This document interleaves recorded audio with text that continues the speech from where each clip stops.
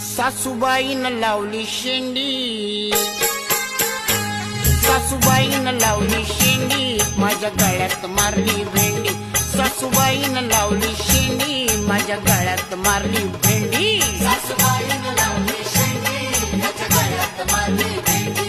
सासूबाईनं लावली शेंडी, माझ्या गळ्यात मारली भेंडी.